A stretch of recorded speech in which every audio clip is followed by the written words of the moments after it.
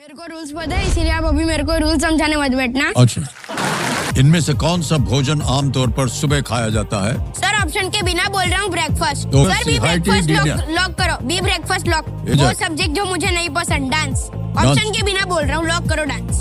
Sir ये भी कोई पूछने का सवाल है? अब सर इनके आप पास ही सवाल एक तो मौका है इस पूछो। पड़ाव को पार। वाल्मीकि रामायण के प्रथम कांड का नाम क्या है? अरे ऑप्शन डालो।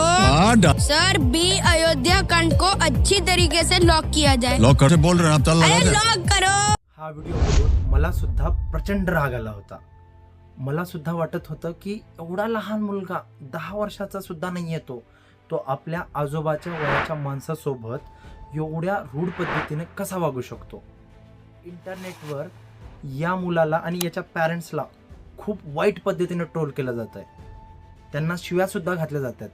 काही लोक तर असं सुद्धा म्हणतायत की या पॅरेंट्सला पॅरेंटिंगच जमत नाही आहे, यांनी या मुलाचं संगोपन चांगल्या पद्धतीनं केलं नाही आहे, त्यामुळेच हा मुलगा एवढा रूढ आहे.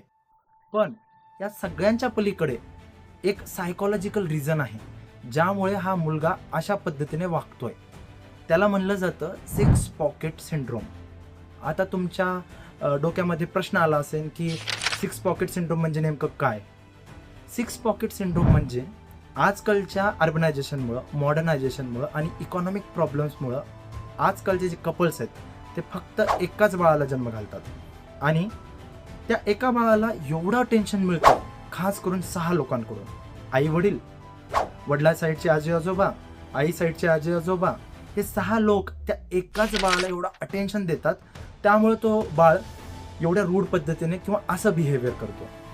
अजून एक कारण आहे, आजकालचे जे पॅरेंट्स आहेत ना ते स्क्रोलिंगमध्ये एवढे बिझी आहेत, सोशल मीडियामध्ये एवढे बिझी आहेत, ते एवढा वेळ आपला टाइमपासमध्ये घालतात आणि बाळाकडे लक्ष देत नाही. या कारणामुळे सुद्धा बाळ असं होऊ शकतं.